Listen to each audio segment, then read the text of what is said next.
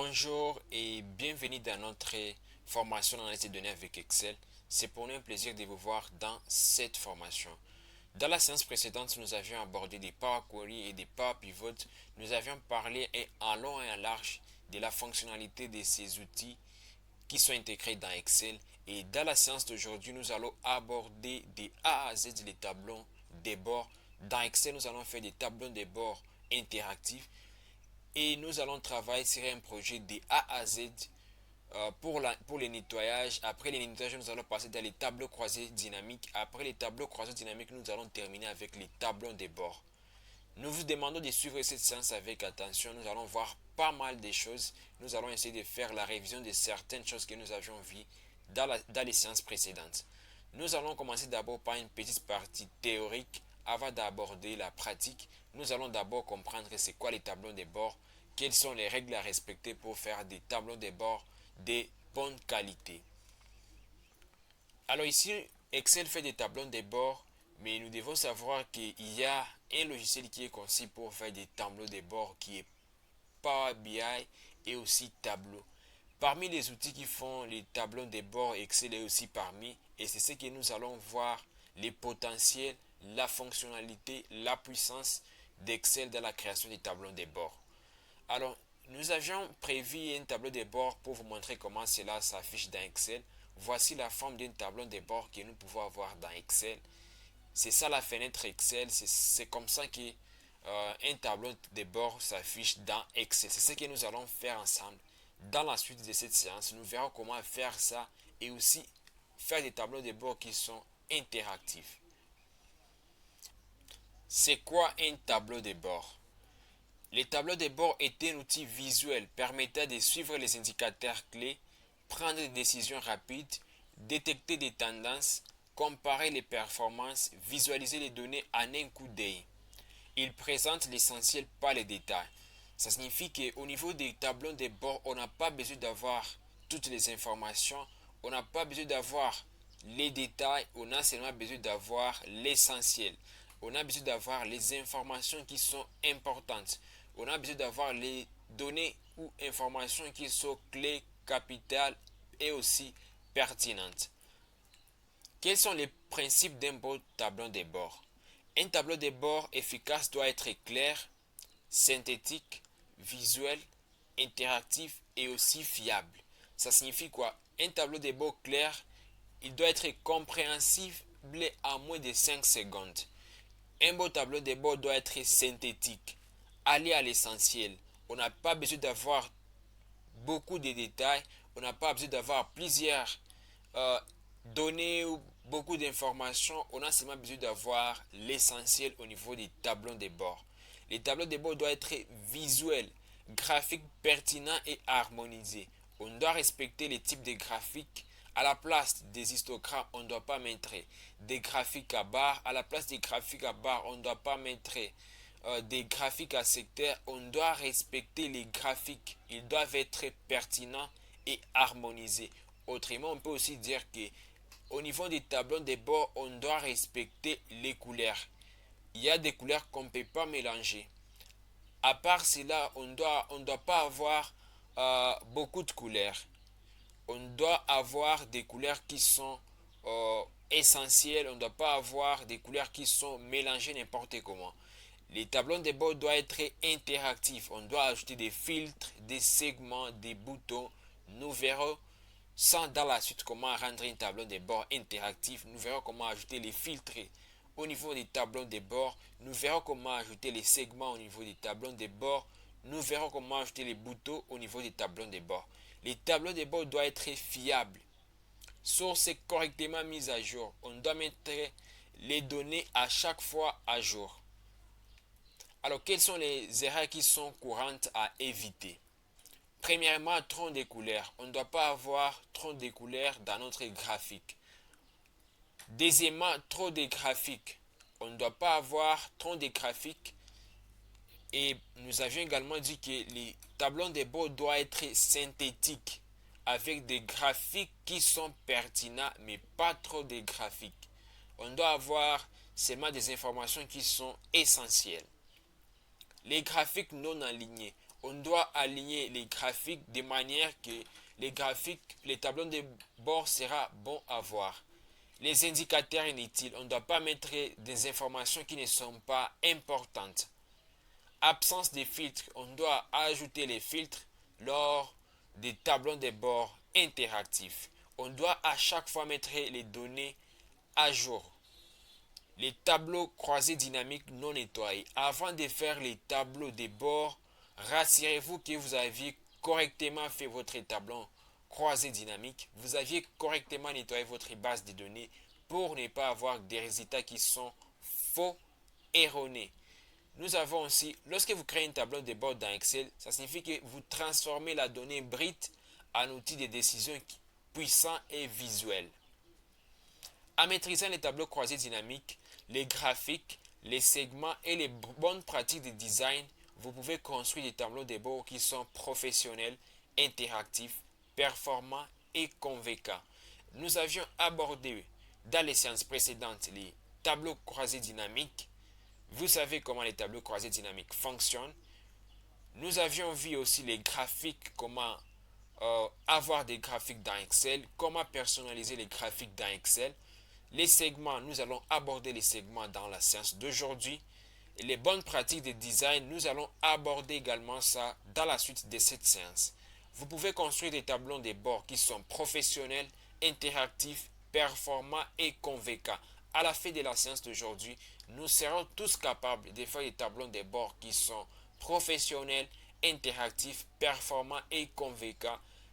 Parce qu'à la fin de cette séance, nous aurons toutes les bases essentielles, toutes les notions concernant les tableaux croisés dynamiques, les graphiques, les segments et aussi les pratiques de design. Un tableau de bord raconte une histoire et aide à prendre la meilleure décision.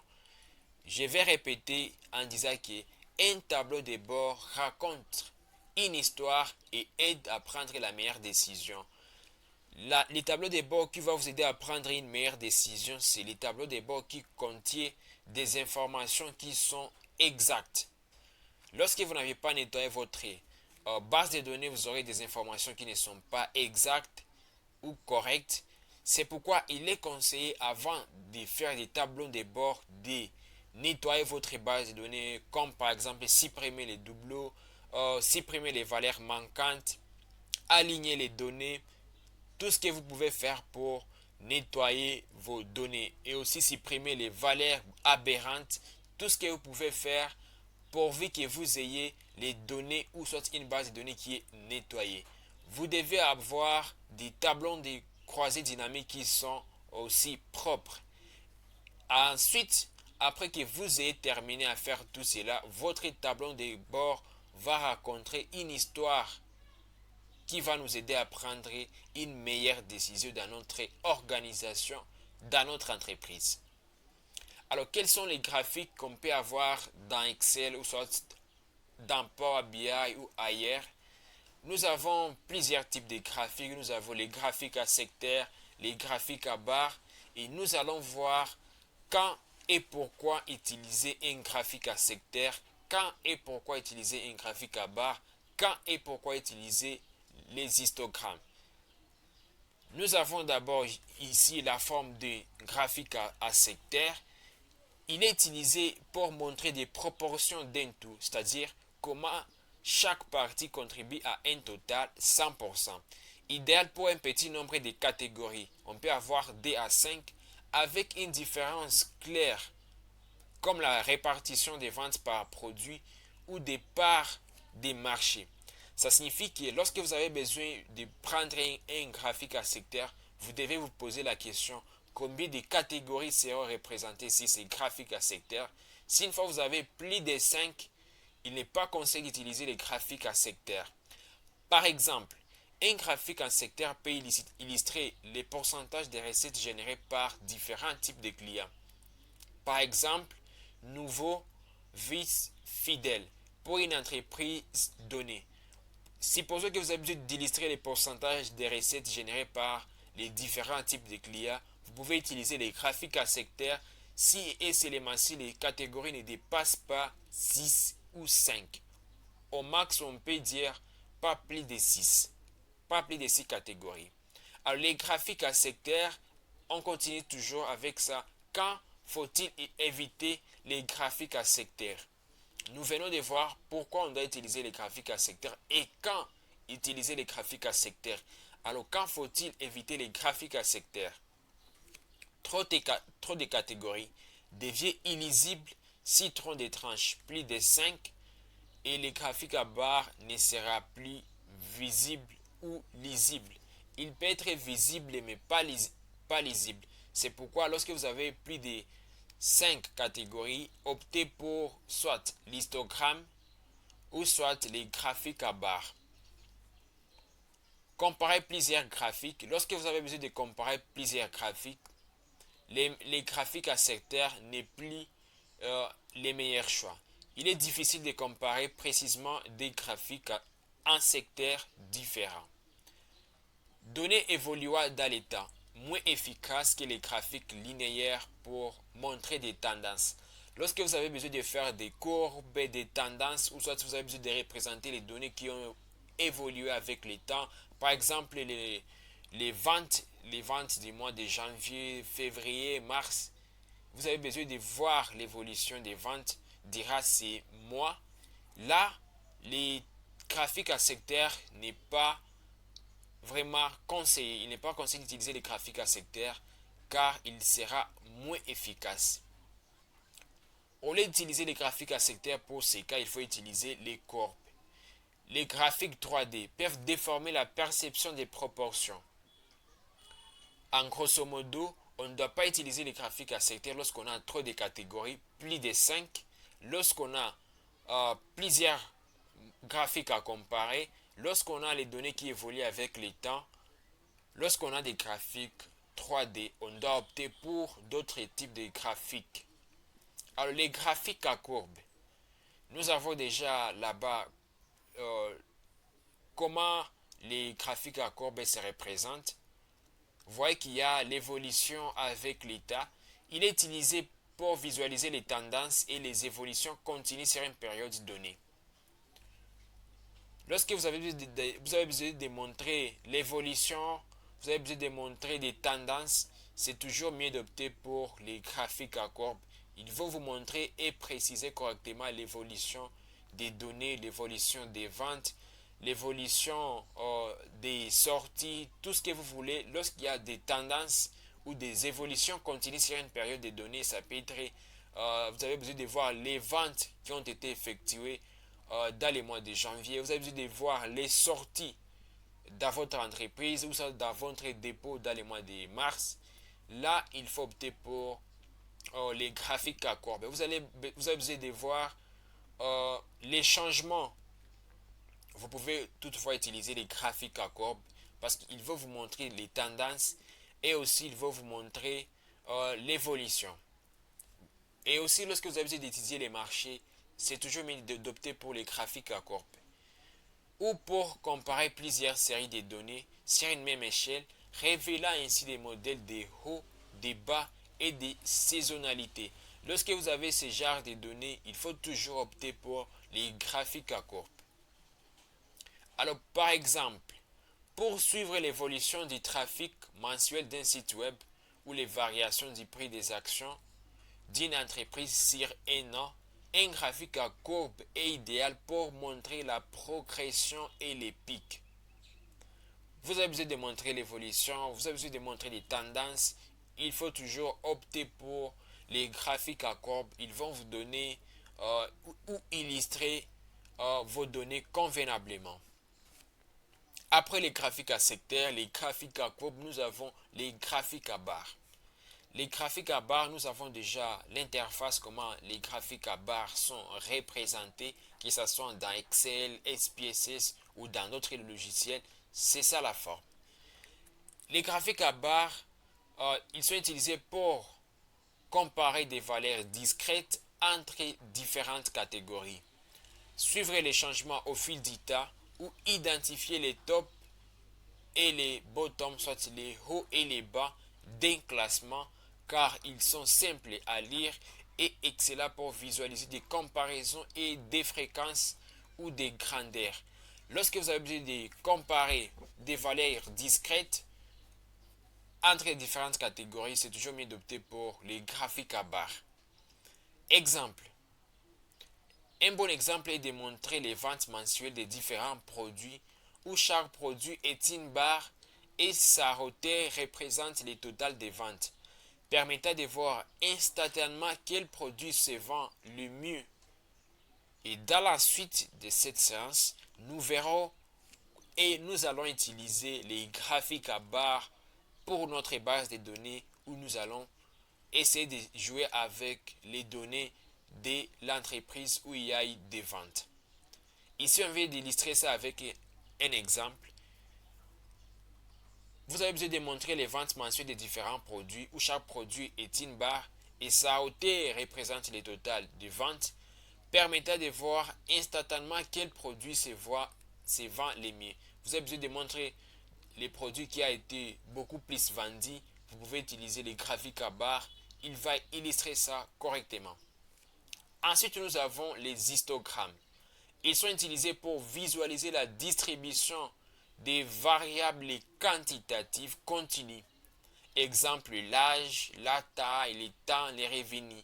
Nous savons c'est quoi une variable quantitative continue qui est différente d'une variable qui est quantitative discrète.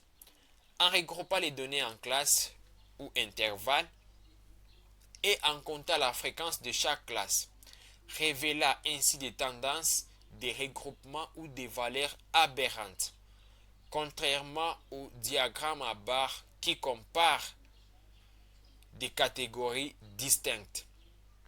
Par exemple, un histogramme peut montrer la répartition de l'âge des clients, par exemple la tranche d'âge 10 à 19 ans, 20 à 29 ans, pour identifier la tranche d'âge la plus fréquente.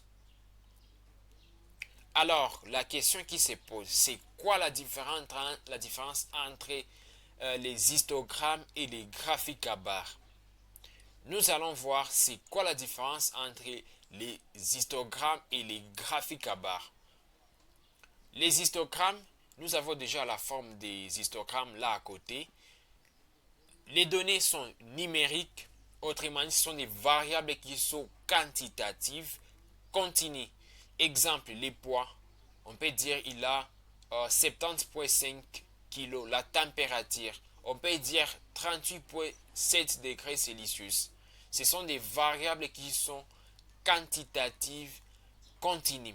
Lorsque vous avez ce genre de graphique, vous pouvez opter pour les histogrammes.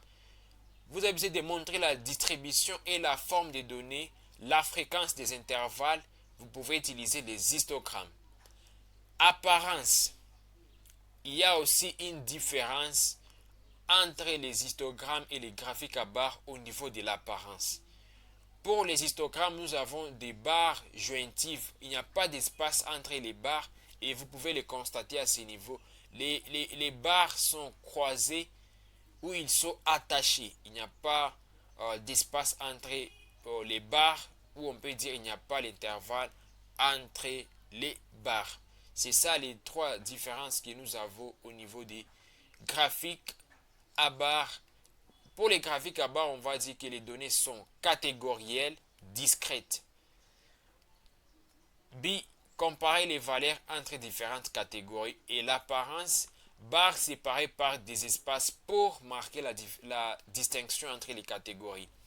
Vous voyez toujours qu'il y a une différence lorsque vous essayez seulement de voir les deux graphiques. Les premiers ici, il n'y a pas d'espace. Les barres sont jointives, il n'y a pas d'intervalle entre les barres. Alors qu'ici, il y a vraiment l'espace entre les barres. Donc, en voyant seulement, vous pouvez directement savoir ça, c'est l'histogramme.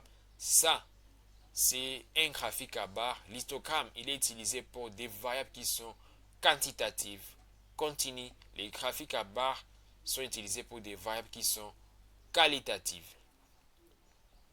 Alors, en bref, c'est ce que je venais de dire. Les histogrammes égale données continues plus barres collées. Et les graphiques à barres, données catégorielles plus barres séparées. C'est ça la différence qui existe entre les graphiques à barres et les histogrammes. Après les graphiques à barres, après les histogrammes, après les graphiques à secteurs, nous avons ce qu'on appelle les nuages de points. C'est ça la forme des nuages de points ici à droite. Alors, on utilise les nuages de points pour visualiser la relation entre des variables numériques, identifier des tendances, des corrélations positives, des ou absence de corrélation. On parle de corrélations positives lorsque le coefficient de corrélation est supérieur à 0. On parle de corrélation négative lorsque le coefficient de corrélation est inférieur à 0. Et on parle d'absence de corrélation lorsque le coefficient de corrélation est égal à 0. Grâce au nuage des points, vous pouvez identifier les tendances, vous pouvez identifier tout ça, les corrélations positives, les corrélations négatives, voire même l'absence de corrélation. Vous pouvez repérer des valeurs aberrantes et faire des prédictions en ajoutant une ligne de tendance pour des régressions. Il est idéal pour comparer des grandes quantités de données sans tenir compte du tas et pour montrer des modèles dans des ensembles de données complexes comme la relation entre la taille et les poids. En grosso modo, lorsque vous avez besoin de visualiser la relation entre des variables numériques ou identifier les tendances pour des corrélations positives, des corrélations négatives ou pour l'absence de corrélation, ou vous avez besoin de repérer les valeurs aberrantes ou de faire des prédictions, vous pouvez à chaque fois opter pour les nuages de points. Dans la suite de cette séance, lorsqu'on va lancer les tableaux de bord, nous allons essayer de parcourir ces différents types de graphiques et là on va directement essayer de parler toujours de comment et pourquoi on choisit ces graphiques. On va directement passer dans la partie au niveau de la partie pratique pour voir comment tout ce que nous venons de dire fonctionne. Nous allons directement ouvrir Excel. Après, vous allez télécharger la base de données que nous allons utiliser. Si vous suivez cette séance sur YouTube, vous pouvez télécharger la base de données dans la description. Si vous suivez ça dans les groupes Telegram ou WhatsApp, vous pouvez télécharger la base de données. Elle vous a été envoyée. Pour importer la base de données, nous irons dans Données. Après Données, je vais cliquer sur Obtenir des données. Je vais cliquer à partir d'un fichier. Puis je vais prendre à partir d'un classeur Excel. Je vais passer en TMP. Puis je vais chercher la base de données. Et là, je vais passer au bureau Excel données. Je vais double-cliquer. Puis je vais utiliser Vente 2025. C'est ça la base de données que nous allons utiliser pour la création de notre tableau de bord. Je patiente encore une fois.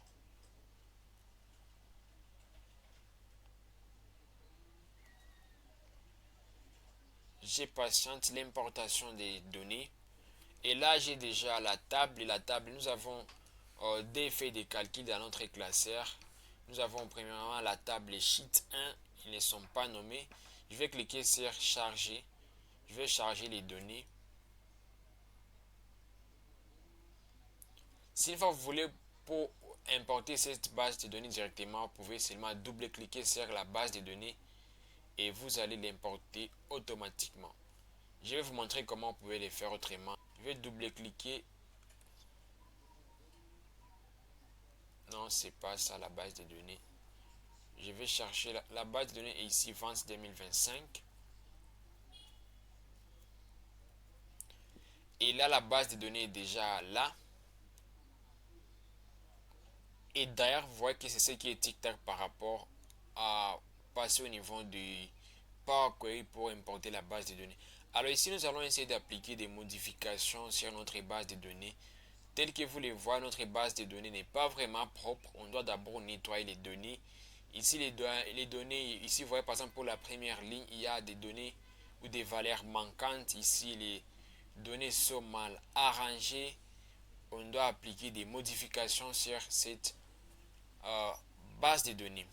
Alors, avant de poursuivre avec des modifications, des nettoyages, comprenons d'abord ce que nous cherchons. qu'est-ce que nous allons chercher dans cette base de données? Nous avons des questions auxquelles nous allons donner des réponses. La première question, nous allons analyser les tendances des ventes horaires ou journalières.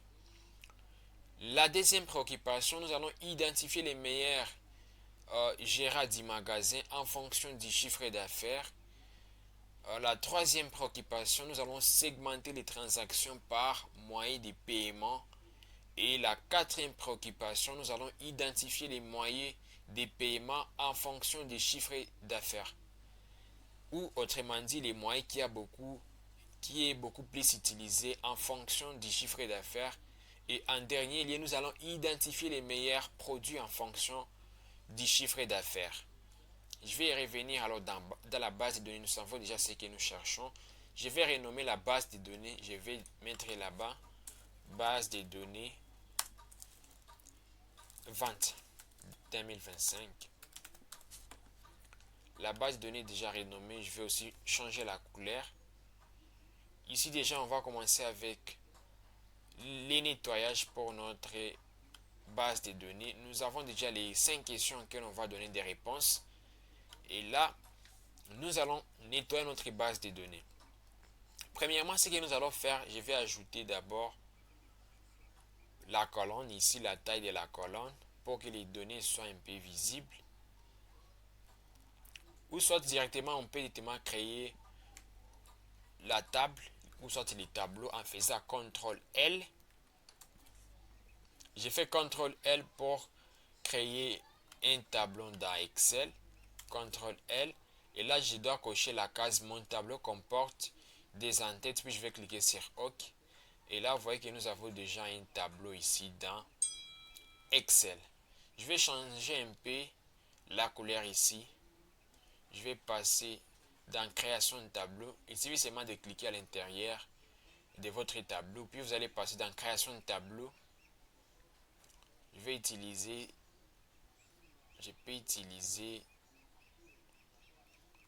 je vais chercher la couleur qui sera un peu visible. Voilà, je peux utiliser la couleur ici. Alors ici, vous voyez que nous avons des données qui sont vraiment en désordre, où il y a des valeurs manquantes. Pour que vous puissiez voir ça correctement, je préfère utiliser ça. Comme ça sera très clair. Ici, vous voyez que nous avons des valeurs manquantes ici. Au niveau de la deuxième ligne et la cellule F2. Dans la cellule F2, nous avons une valeur manquante. Si une fois nous descendons, vous voyez que les données, ici aussi nous avons une valeur manquante. Les données sont vraiment en désordre. Vous voyez là où commence les mots pupitre. Il y a eu des problèmes de saisie. Alors pour corriger ça, si une fois on essaie d'aller dans Hacker pour corriger ça, ne peut pas fonctionner. Essayez de voir. Je vais cocher la colonne ici. Puis j'irai dans alignement. Je vais aligner les données. Ils seront alignés. Mais vous voyez toujours que ces données-là restent toujours comme ça. Si une fois je prends alignement à gauche, les données refusent toujours. Ici, ce qu'il faut faire, c'est un problème qui est lié à la saisie des données. Ce qu'on doit faire pour résoudre ces problèmes, on doit utiliser une fonction qui est égale espace. Je vais double-cliquer là-bas et je vais cliquer sur tablette. Ça va me permettre d'effacer l'espace dans cette colonne. Je vais cliquer sur entrée et Excel va automatiquement supprimer l'espace pour toutes les cellules. Vous voyez partout il n'y a plus d'espace. Ici au niveau d'imprimante on avait également l'espace. Si une fois ça ne marche pas, quelquefois vous pouvez créer la formule espace comme ça. Vous prenez tablette, vous double-cliquez sur tablette, espace. Je reprends la formule à côté ici. Espace, je clique sur tablette, puis je clique sur entrée. Et là, vous voyez, on ne m'a pas donné la suite ici. On n'a pas donné imprimante, ordinateur. Pour faire cela, il suffit seulement de double-cliquer ici pour avoir la suite. Je vais double-cliquer là-bas ou faire comme si j'étais en train d'incrémenter. Et vous voyez qu'Excel va me donner directement la suite. Et je vais mettre les petits plus là-bas, puis double-cliquer pour avoir la suite. Où je peux seulement incrémenter si ça ne marche pas. Et là, vous voyez que ça marche déjà. Vous pouvez avoir les données partout. Excel va supprimer l'espace, que ce soit au début, que ce soit à la fin. Et Excel peut les faire facilement. Alors, moi, j'ai pas besoin de cette colonne. Je vais effacer ça. Et là, je vais prendre les données qui sont dans cette colonne ici. Et je vais coller ça dans la colonne D. Pour les faire, je viendrai sélectionner ça. Je vais cliquer là-bas et je peux cliquer sur les plis. Et lorsque vous cliquez seulement sur les plis, c'est comme si vous étiez en train d'incrémenter. Excel sélectionne directement toutes les données de la colonne. Essayez de voir, laissez-moi vous montrer. Toutes les données sont sélectionnées. C'est ce qu'on venait même de faire pour incrémenter après avoir saisi la formule de cypre espace. Vous voyez que les données sont sélectionnées jusqu'à la dernière cellule 2022. Alors ici, je vais faire CTRL-C. Ou ça, vous pouvez faire clic droit, vous cliquez sur copier, vous copiez les données, puis vous allez venir ici au niveau des tables, vous cliquez là-bas, puis vous allez faire collage spécial, vous faites clic droit, puis ici au niveau des options de collage, vous allez prendre là où il y a 1, 2, 3 pour faire des collages spéciaux. Et là, vous voyez, dès que nous avions collé, Excel a directement mis toutes les données dans la colonne D. Il n'y a plus d'espace. Et là, on vient de nettoyer cette colonne. Voilà, on reste toujours avec des valeurs manquantes. Ça, c'est notre problème qu'on doit résoudre après. Mais les problèmes d'espace ici, on a résolu ça grâce à la formule égale cypre espace. Lorsque vous avez un problème avec des fonctions, vous avez du mal à utiliser la fonction, c'est toujours possible d'utiliser l'assistant Excel. Il suffit seulement de cliquer sur FX. Lorsque vous cliquez sur FX, Excel vous offre ici toutes les fonctions qui sont dans Excel. Vous pouvez seulement cliquer sur la fonction et Excel va vous orienter pour utiliser cette fonction. Il va vous donner des détails pour l'utilisation de cette fonction. Vous pouvez prendre les dernières à utiliser toutes, finance, date et heure, maths et trigo, statistiques, recherche, tout ça. Vous pouvez faire tout ce que vous voulez. Vous pouvez prendre les données que vous voulez. Moi, je vais mettre par exemple les dernières utilisées. Je vais choisir une fonction. Je peux prendre par exemple si pour vous montrer comment l'assistant ici va fonctionner. Je vais mettre si. Et là, vous voyez que je vais utiliser la fonction si pour les personnes qui ont du mal à utiliser la fonction si. Vous pouvez seulement cliquer sur le FDX. Vous choisissez la fonction si. Et là, au niveau des tests logiques, on me demande ce que j'ai besoin de dire. Par exemple, j'ai besoin de cocher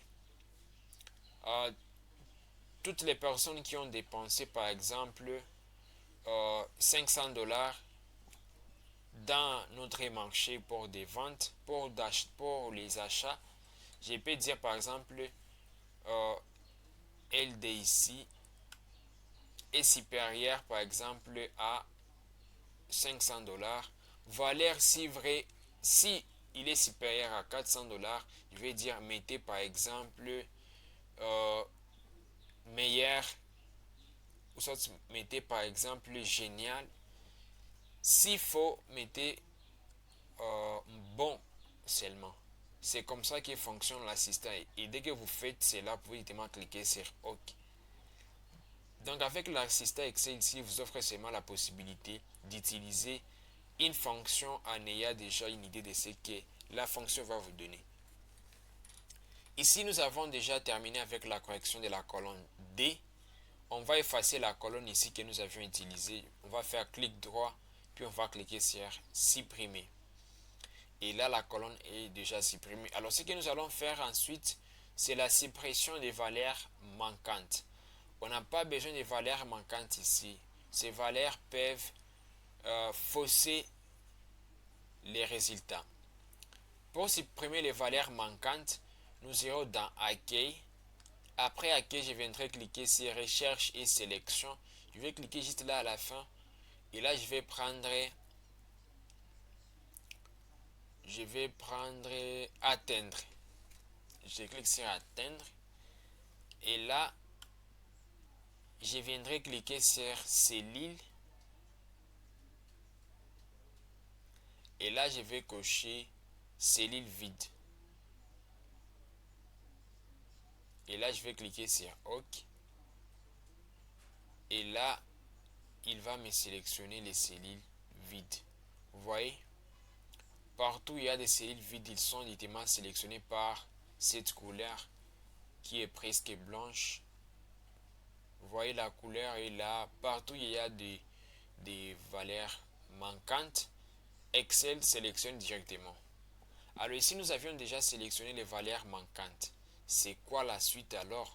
On a déjà sélectionné les valeurs manquantes, alors que ce qui est essentiel, on n'a pas besoin de sélectionner ça, mais par contre, on a besoin d'effacer ça. Alors avant de supprimer, il faut d'abord sélectionner les valeurs manquantes. Et on a déjà sélectionné ça. Vous voyez, on venait de sélectionner ça. Vous avez vu que mes données étaient vraiment sélectionnées. Les valeurs manquantes étaient sélectionnées un peu partout. Alors pour supprimer ça, je dois d'abord cocher les colonnes ici. Toutes les colonnes ici, je vais cocher les colonnes. Ensuite, je viendrai toujours dans Quai recherche et sélectionner. Je vais cliquer là-bas et je vais cliquer sur atteindre. Ensuite ici, je vais cliquer au niveau des cellules. Je vais cliquer ensuite au niveau des cellules vides. Puis je vais cliquer sur OK. Et là, les valeurs manquantes seront toujours sélectionnées. Alors pour les supprimer, je viendrai dans OK. Je vais prendre supprimer. Et je vais cocher sur supprimer les cellules. Et toutes ces cellules seront supprimées. Je peux aussi prendre supprimer les lignes dans la feuille. Je clique là-bas. Et là, toutes les lignes sont effacées. Les lignes où il y avait des valeurs manquantes sont déjà effacées. Et là, j'ai pris des valeurs manquantes dans ma base de données. Nous avions aussi vu comment effacer les valeurs manquantes dans Power Query. Vous pouvez aussi utiliser les Power Query pour nettoyer votre base de données. Ensuite, ici, il y a aussi un deuxième moyen pour supprimer des valeurs manquantes. Supposons qu'ici, je supprime les deux pour montrer que c'est une valeur manquante. Après, pour supprimer ça, je peux aussi passer ici au niveau des filtres. Je vais utiliser les filtres pour voir qu'il y a une valeur manquante. Je vais cliquer à ce niveau, sélectionner tout. Je vais désélectionner, puis je vais cocher vide et je vais cliquer sur OK. Et là, vous voyez que il y a une valeur manquante. C'est ça la colonne qui reste. Donc, c'est ça la colonne où il y a la valeur manquante. Alors, je peux tout sélectionner. Si une fois j'ai besoin de supprimer ça, je peux directement supprimer. Je vais sélectionner comme ça. Je vais faire clic droit et je vais prendre et supprimer la ligne. Et la ligne sera automatiquement supprimée. Alors, je vais remettre la ligne là-bas. Ici, il y avait D. Et je vais enlever les filtres.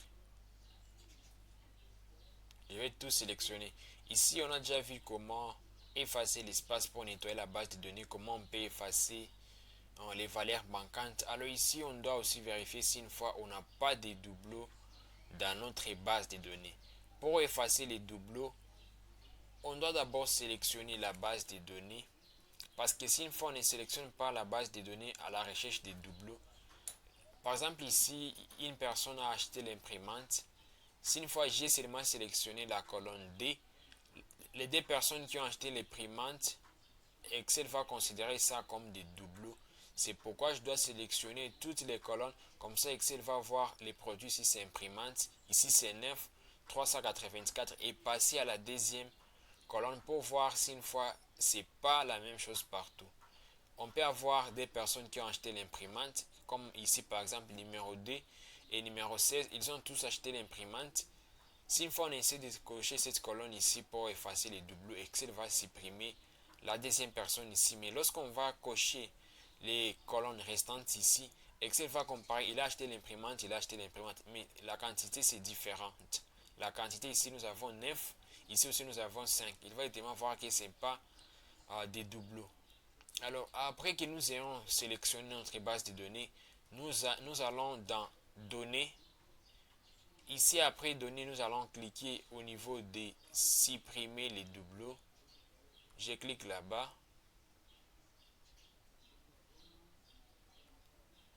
Nous avions mal sélectionné. Je vais cliquer là-bas et utiliser les plus pour sélectionner.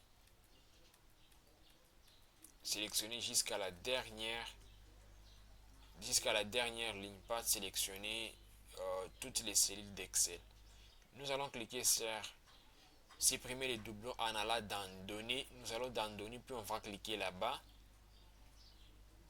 Ensuite, on va dire à Excel, pour supprimer les valeurs en double, sélectionnez une ou plusieurs colonnes contenant les doublons. Alors moi, j'ai sélectionné tout. Tout est sélectionné. Si une fois j'ai besoin de décocher une colonne, je peux également faire ça à ce niveau. Je vais faire gérant, je peux décocher ça ici comme je veux. Mais moi j'ai besoin de maintenir toujours ça.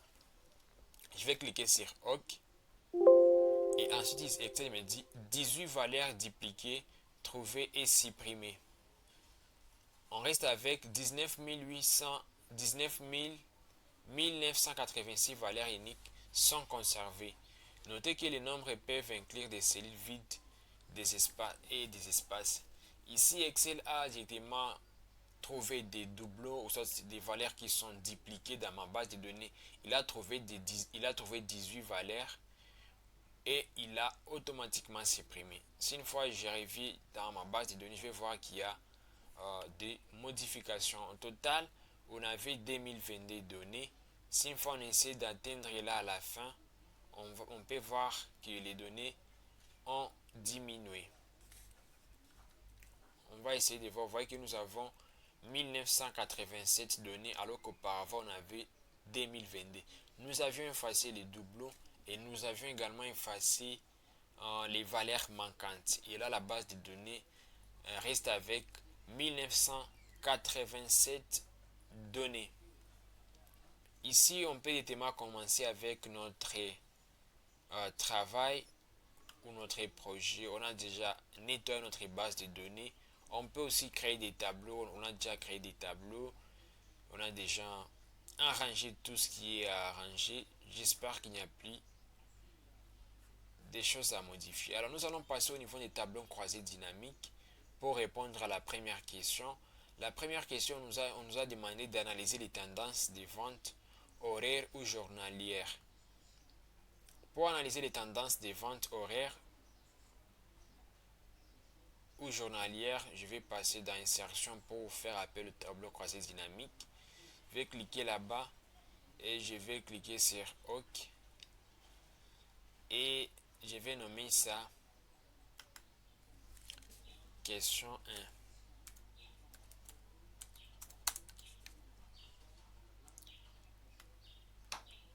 Et là, la question est créée. Pour répondre à cette question du analyser les tendances de vente horaires ou journalières, ici je préfère utiliser des graphiques à courbe. Je viendrai prendre la variable, soit la colonne tendance. Je vais prendre pour des ventes. Tendance des ventes, on va chercher pour la vente. Et là, vous voyez que la vente n'est pas là. C'est-à-dire qu'on doit passer dans notre base de données. Ici, on va créer la colonne des totales. Ici, nous avons les prix unitaires. Ici, la première personne, ici, la deuxième personne avait acheté 9 imprimantes. Et l'imprimante coûtait 384,74 dollars. Ici, on n'a pas les totaux. On ne sait pas si une fois cette personne a donné combien de dollars. Alors, on peut mettre ça ici en dollars. Pour trouver notre total, on va mettre égal à quantité. On doit faire la quantité multipliée par les prix unitaires pour avoir les prix total des ventes. On clique sur la cellule E2, puis on va mettre fois la cellule F2. et je vais cliquer sur entrée. Et là, j'ai directement la réponse. J'ai 3482, 3462,66. C'est ça les prix total ici. Si une fois vous avez besoin d'afficher les valeurs dans les cellules ici en bas, vous pouvez seulement cliquer toujours là-bas, vous double-cliquez et Excel va apporter les valeurs jusque là à la fin. Je vais nommer cette colonne, je vais nommer ça, je clique sur la colonne là-bas, puis je peux venir modifier ici au niveau des barres des formules. Je vais mettre total achat. Et là, je vais agrandir cette colonne. Ici, on va alors passer à notre question. Analyser les tendances des ventes horaires ou journalières. Pour analyser les tendances des ventes ici, je vais passer dans question. Je vais prendre horaire, je vais prendre journalière d'abord, période de la journée. Je vais cocher ça, je vais mettre au niveau de la colonne. Et jour de la semaine, je peux mettre ça au niveau des lignes. Et aussi, je vais mettre ça au niveau des valeurs. Et là, comme vous pouvez voir, j'ai déjà les tendances de vente. Vous voyez, les lundis, nous avions eu les après-midi 124 ventes. Les matins, nous avions eu 79 ventes. Et les soirs, nous avions eu au total 101. Les mardis, nous avions eu 118. Mercredi, 119. Les lundis, toute la journée, nous avions eu 304 ventes. Les dimanches, nous avions eu 273 ventes. Et là, j'ai déjà les tendances des ventes qui sont journalières et aussi horaires. J'ai essayé de mettre ça horaire. Nous avons l'après-midi, les matins et les soirs. Et aussi journalière, j'ai les lundis, mardis, mercredis. Je vais essayer d'aligner cette table ici, ces petits tableaux. Je viendrai dans Accueil. Accueil, je vais cliquer sur Alignement. Vous voyez qu'après-midi, les valeurs sont ici. Et vraiment, ils ne sont pas correctement centrés. Je vais mettre ça comme ça. Et là, les valeurs sont déjà centrées. Et je vais mettre les graphiques. Il suffit seulement de sélectionner les données. Puis je viendrai dans Analyse du tableau croisé dynamique. Je vais cliquer là-bas. Ensuite, je vais cliquer sur Graphique croisé dynamique. Je clique là-bas. Et là, on me propose des graphiques. Moi, je préfère utiliser des courbes ici pour voir les tendances. Je vais cliquer sur ça. Et je vais cliquer sur OK. Et je viendrai à ce niveau pour mettre ces courbes ou ces graphiques. Ici, nous savons déjà comment appliquer des modifications. Je peux ajouter tout ce que je veux titrer au niveau de l'axe. Je peux ajouter ça. Je vais mettre au niveau titre de l'axe. Ici, je vais mettre jour de la semaine. Jour de la semaine. Ici, au niveau des titres de l'axe, je vais mettre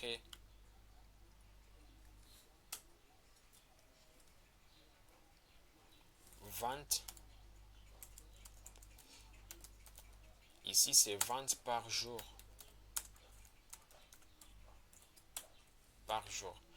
Je peux aussi, vous voyez qu'ici, nous avons la légende.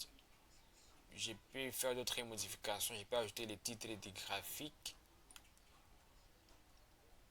Tendance des ventes. Tendance. Je mets ça en majuscule. Tendance des ventes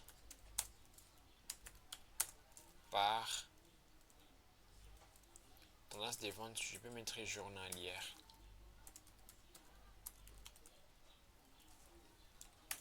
Journalière.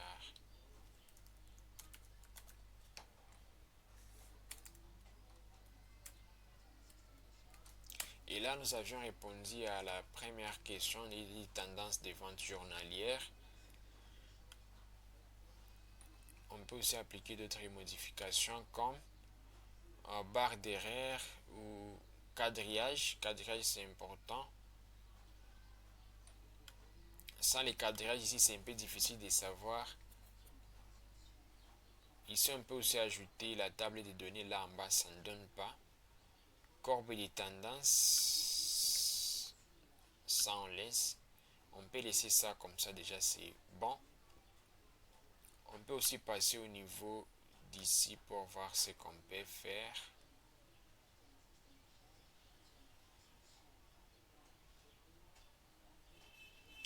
Je vais appliquer des modifications pour voir ce qui va m'arranger. Je peux aussi changer la couleur à ce niveau, la couleur. Je vais revenir toujours ici. Je peux prendre ça comme ça. Ou je peux aussi changer pour voir ce qui va m'arranger.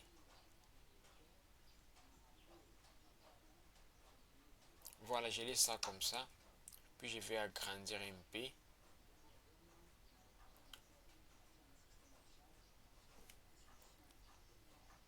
Je peux aussi appliquer une dernière modification pour ajouter les tirets ici. Voilà, c'est ça. Je peux aussi faire ça. Voilà, ici c'est mieux. Oui, je prends ça aussi. On laisse ça comme ça. Comme c'est l'exercice. Je vais maintenir ça et je vais passer à la deuxième question. On dit identifier les meilleurs caissiers ou gérants des magasins en fonction du chiffre d'affaires. Alors pour identifier ça, nous allons passer au niveau des données. Pour identifier les meilleurs caissiers, les meilleurs gérants du magasin en fonction du chiffre d'affaires, je viendrai toujours ici et je vais voir la colonne des gérants, la colonne est là. Puis j'irai dans insertion pour faire appel au tableau croisé dynamique. Ensuite, je vais d'abord fermer ça.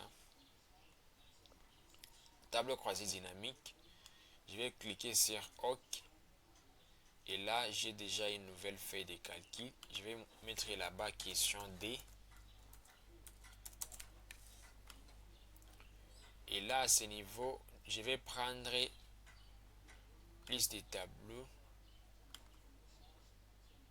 Gérant, voilà, il est là. Je vais aussi mettre ça au niveau des valeurs. On m'a demandé de faire identifier les meilleurs gérants des magasins en fonction des chiffres d'affaires. Ici, nous avons déjà Liam qui a fait au total 438 ventes. Olivia a fait au total 510 ventes dans notre entreprise ou dans notre magasin. Et la question qui nous a été demandée, c'est de voir les meilleurs gérants en termes de chiffres d'affaires. Ici, nous avons seulement en termes de ventes. Alors, pour faire en termes de chiffres d'affaires, nous devons ajouter la dernière colonne que nous avions créée à ce niveau, les total achats. Ici, on va venir ici dans, on va voir total achat. On va chercher total. Total achat, on va toujours chercher ici. Et là, vous voyez que le total achat n'est pas là, alors que nous avions créé au niveau de notre base de données. Ici, nous avions créé ça état comme la dernière colonne, mais il n'est pas là. Total achat n'est pas là. Pour faire apparaître les total achats ici au niveau des tableaux croisés dynamiques, il faut aller dans données ici, puis vous cliquez sur actualiser. Il faut savoir que lorsque vous êtes en train de travailler sur les tableaux croisés dynamiques, lorsque vous aviez appliqué une modification, pour que la modification soit considérée, il faut d'abord actualiser. Et là, nous allons actualiser ici. Puis je vais venir encore ici pour chercher total. Voilà, total achat est là. Je peux cocher ici. Et là, j'ai déjà le total de Olivia, vente de Olivia. Elle a vendu 545 951,43. Noah a vendu 603 496,46. Et là, on va voir que les meilleurs vendeurs La question c'était identifier les meilleurs gérants des magasins en fonction des chiffres d'affaires. Et là, on vient de voir que c'est Monsieur Noir qui est les meilleurs, on peut dire vendeurs ou soit gérants. On va sélectionner ici pour faire notre graphique croisé dynamique. Je vais prendre histogramme empilé. Je peux prendre aussi ça. Je vais cliquer sur OK. Et là, j'ai déjà les données. Vous pouvez aussi ajouter tout ce que vous voulez, les titres, comme vous voulez. Je vais mettre là-bas titre du graphique. Je peux mettre meilleur vendeur. Où je dis,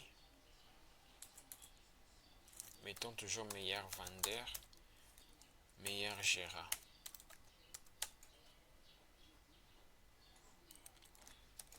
Je mets ça en gras avec CTRL G. Ensuite, à ce niveau, vous pouvez aussi mettre les titres au niveau de l'axe. Vous pouvez aussi mettre d'autres modifications. Je vais ajouter les titres, titres des axes. Ici, je vais dire somme des ventes. Somme de ventes. Ici, au niveau des titres de l'axe, je vais dire gérant. Ici, nous avons les gérants.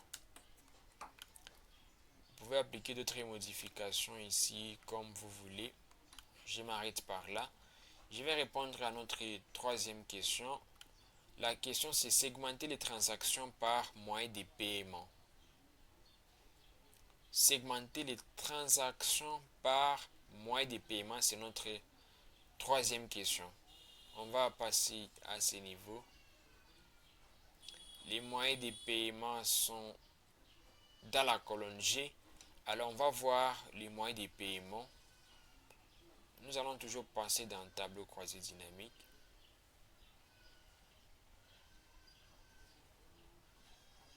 On va prendre moyens de paiement. On va ajouter ça là-bas. Et on va encore ajouter ça au niveau des valeurs. Et là, on nous montre que les moyens de paiement les plus utilisés, c'était les mobile money qui a eu au total 409 transactions. La question, c'était de segmenter les transactions par moyen de paiement. Alors, les transactions ici, on va aussi d'abord mettre ici les noms. Question 3. La question, c'était segmenter les transactions par moyen de paiement. Et là, on vient de voir que les mobile money, c'était les moyens de paiement qui avaient beaucoup plus de transactions. On va aussi faire là-bas un tableau, un graphique. Puis on va cliquer sur graphique croisé dynamique. Je vais choisir les graphiques à ce niveau. Je prends toujours ça. Je vais mettre, vous savez déjà si une fois ça c'est les graphiques à barre ou si une fois ça c'est l'histogramme. Vous savez déjà si une fois c'est quoi. Ici je vais dire transaction par selon les moyens de paiement. Mettons même ça selon mon moyen de paiement. Les moyens de paiement, mettons même moyens de paiement seulement. Et là, on va répondre à la question suivante, c'est identifier les meilleurs moyens de paiement en fonction du chiffre d'affaires. Et là, ce sont des questions qui sont différentes. Et moyen de paiement peut être beaucoup plus utilisé, mais il n'est pas les meilleurs selon les chiffres d'affaires. Donc, on va voir les moyens de paiement où on a eu plus d'argent. Je vais créer encore. Je vais nommer ça question 4.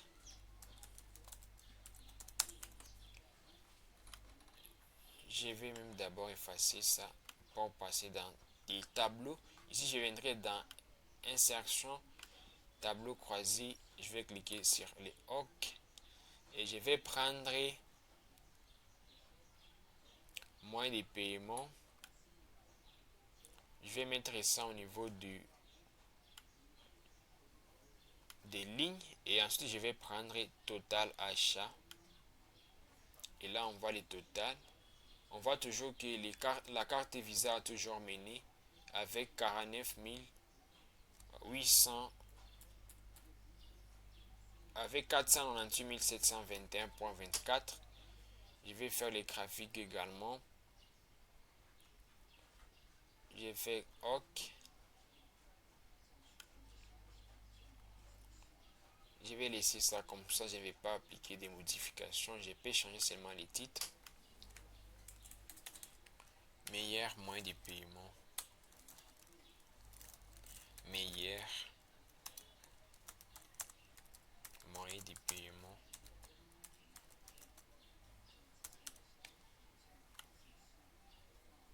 Ça, c'est les meilleurs moyens de paiement selon les chiffres d'affaires. Et là, on va nommer ça question 4. Et je vais créer la dernière question. Identifier les meilleurs produits en fonction du chiffre d'affaires. On va voir les produits qui ont été beaucoup plus vendus et pour voir aussi les meilleurs produits en fonction du chiffre d'affaires. Je vais passer toujours dans notre base de données et je vais insérer un tableau croisé dynamique en allant toujours dans insertion, puis je viendrai voir les produits ici. Je vais mettre les produits au niveau de la ligne. Je vais mettre les totales au niveau des valeurs. Et là, on dit que nous avons la chaise, écran, imprimante, ordinateur.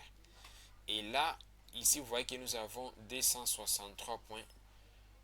C'est-à-dire quoi? C'est-à-dire que nous avons une valeur manquante au niveau de la colonne des produits. Nous allons vérifier ensemble. C'est pourquoi nous avons ici les 263,81 alors qu'on n'a pas les produits. Je vais revenir là-bas au niveau des produits. Je vais voir les valeurs manquantes qui sont là. Je vais d'abord appliquer les filtres. Ensuite, je vais cliquer là-bas, puis je vais tout désélectionner. Je vais cocher vide et je vais cliquer sur OK.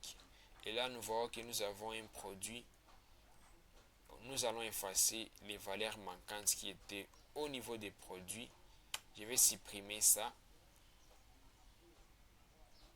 Et là, nous allons sélectionner tout ça. Et nous allons revenir au niveau de notre tableau croisé dynamique. Et là, vous voyez qu'il n'y a pas de modification alors qu'on a déjà effacé la valeur manquante. Alors, pour faire cela, nous allons dans Données pour actualiser. Lorsque nous allons cliquer sur Actualiser, vous allez voir. Et là, vous voyez que la valeur a disparu. Et nous allons passer partout. Ici, au niveau de question 4, je vais aussi actualiser. J'actualise ici aussi. Je vais passer partout parce qu'on avait déjà utilisé une valeur manquante. J'actualise aussi ici.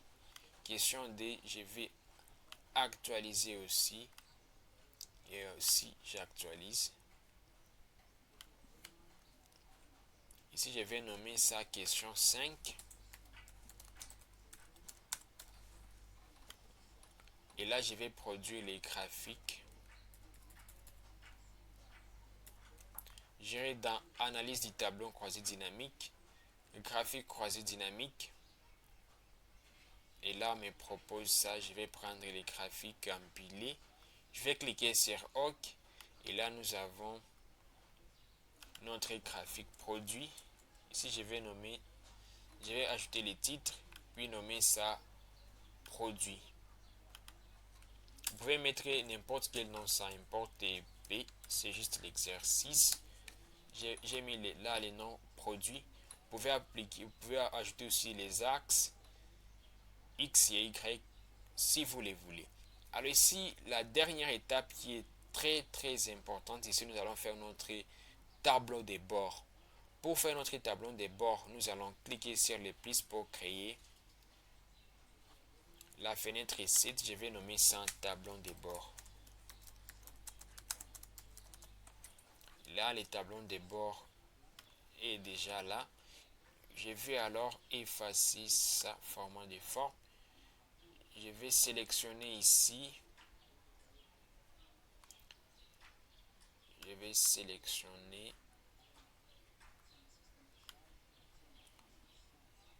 Je vais nommer ici. Je vais d'abord fusionner dans OK, fusionner centré. Et je vais écrire là-bas tableau de bord vente. C'est pas important même d'écrire tableau de bord. Je vais seulement écrire vente 2025. Vente 2025. Je vais mettre en gras. Je vais utiliser la couleur bleue. Je vais ajouter la taille. Je mets ça à 48. Et là, c'est déjà bon d'abord la première étape. Alors ici, je vais ajouter les graphiques. Je vais commencer par les graphiques 5 ici. Il suffit seulement de cliquer sur les graphiques, puis je clique. Fais clic droit, puis je vais cliquer sur copier. Et je viendrai dans le tableau de bord. Je vais faire CTRL V pour coller les graphiques. Et nous allons arranger notre graphique. Les graphiques ne doivent pas être déformés. Je vais mettre ça ici. Je peux mettre ça aussi ici. Ensuite, je vais diminuer un peu. Je diminue encore un peu. Et là, je vais ajuster. Et là, je vais ajouter les meilleurs moyens de paiement en faisant clic gauche, clic droit, puis je vais cliquer sur copier. Je vais aller dans les tableaux de bord. Je vais effacer ça. Je clique ici, puis je vais faire CTRL V pour ajouter les moyens de paiement. Il faut seulement ajuster votre graphique. Et là, je vais ajuster ici un peu. Et je vais aussi ajuster celui-ci. Voilà. Et ça, c'est bon. Voilà. Les tableaux de bord commencent à avoir de plus en plus de formes. Je vais ajouter la question 3. Je vais faire clic droit copier. Et je vais ajouter ça dans les tableaux de bord. Et je viendrai là-bas, je vais coller. Je vais ajuster encore pour que les moyens de paiement puissent convenir.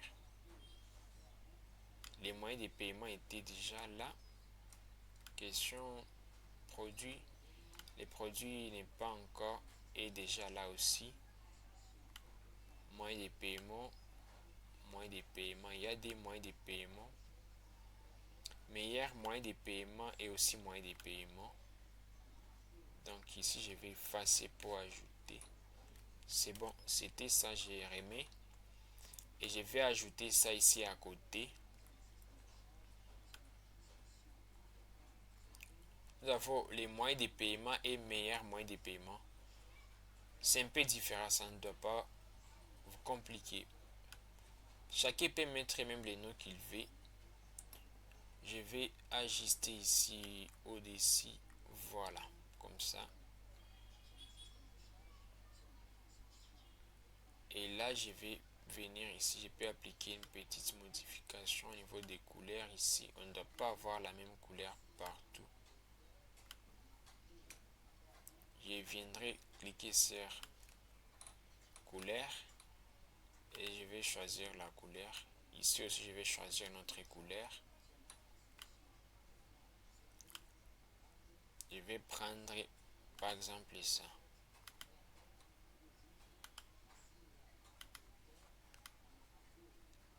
Ça ne tire pas. Je vais cliquer sur couleur. Je vais prendre ça ou ça. Mettons ça, voilà.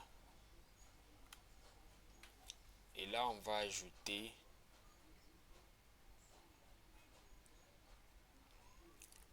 les meilleurs gérants. Je vais cliquer sur les graphiques, puis je vais copier. Tableau des bords, je viendrai coller ça à ces niveaux.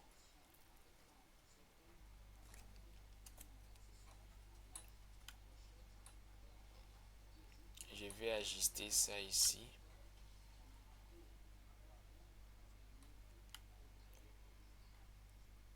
Voilà. Et là, le tableau de bord est là. Je viendrai ajouter les derniers graphiques. Il est là. C'était pour des courbes. Je vais faire clic droit, copier, puis je viendrai dans tableau croisé. Je vais mettre là-bas CTRL V. Et là, les graphiques est représenté. Je fais ajuster ici comme ça. Puis je vais ajouter les segments à ce niveau qui vont nous permettre, je vais ajuster à ce niveau, ça ne sera plus lisible. Je dois ajouter un peu pour atteindre cette ligne ici. Voilà. Je vais ajuster encore un tout petit peu. Voilà. Ensuite ici, je vais ajouter les segments qui vont représenter ces tableaux.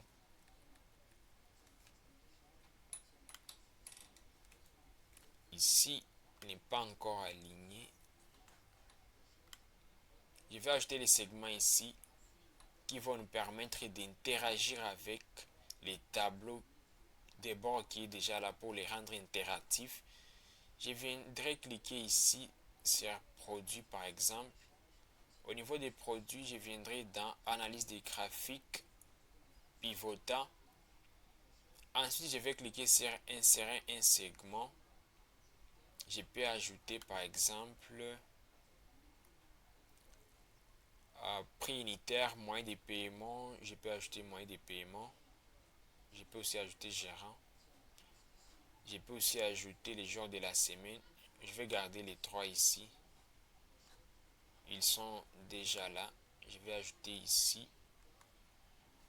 Ça aussi, je vais mettre ici.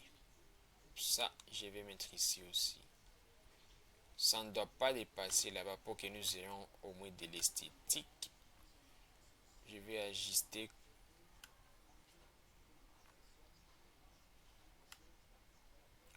Moyen de vente, ça va être ici au-dessus. Ça ne doit pas dépasser l'espace là en bas. Je vais ajuster. Voilà.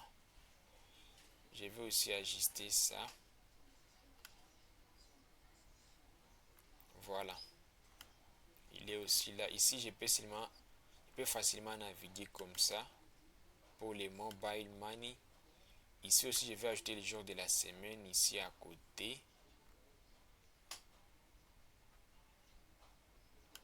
Je vais ajouter ça ici.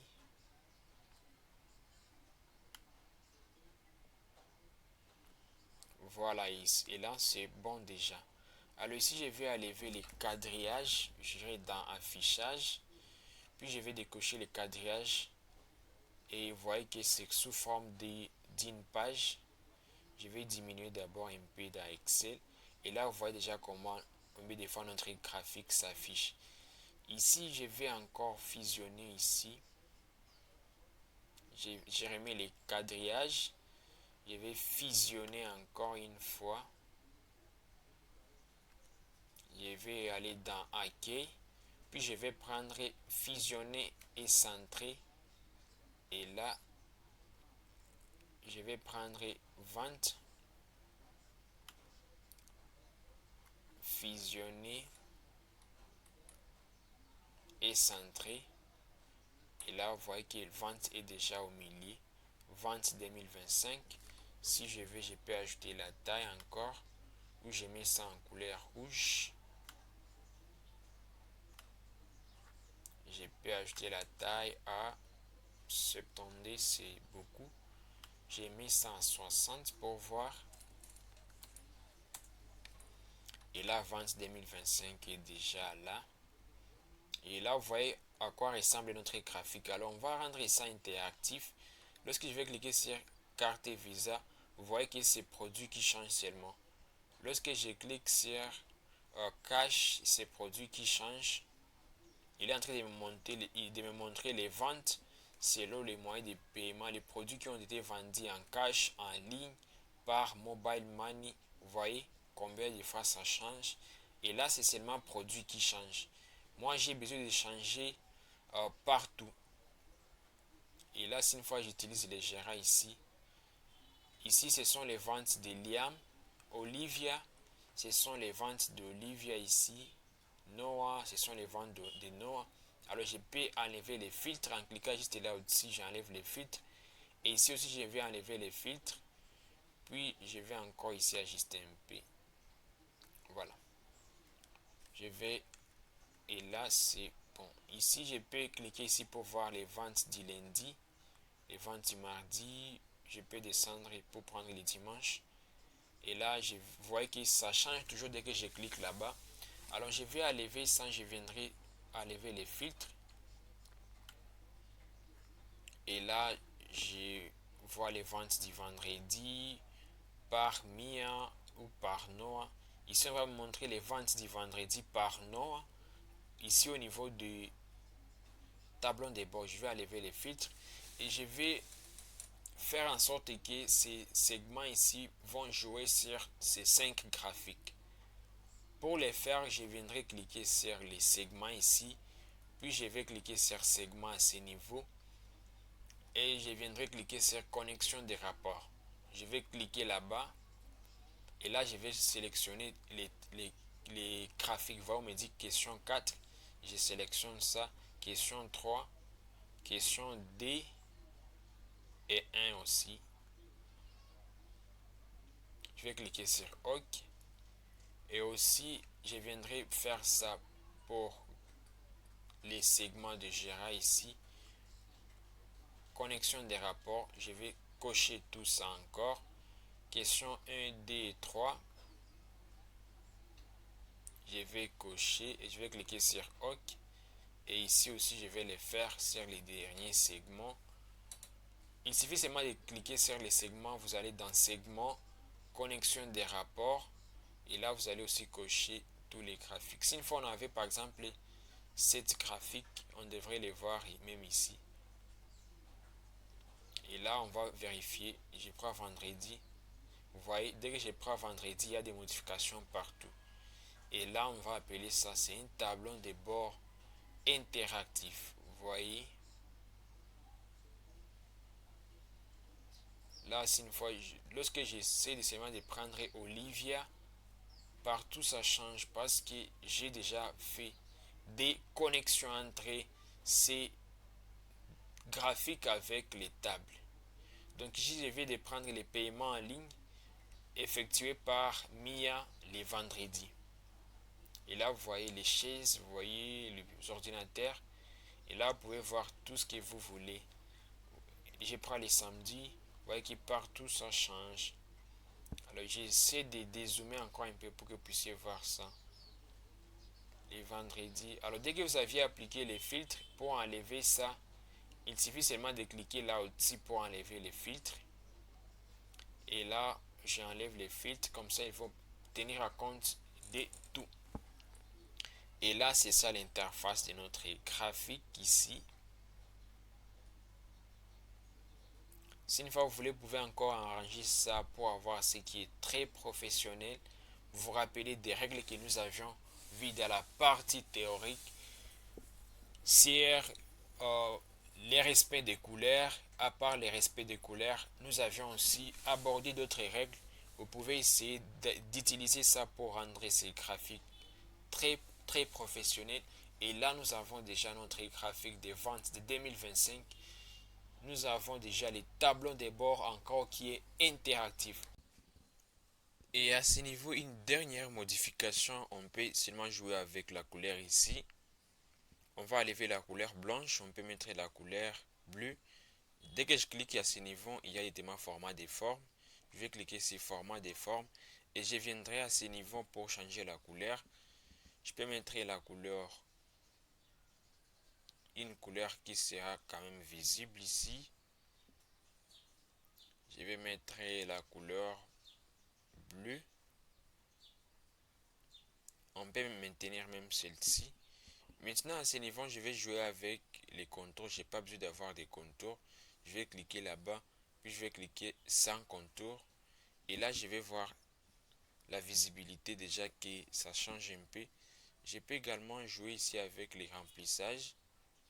C'est à ce niveau que je vais choisir une couleur correctement. Là, c'est quand même.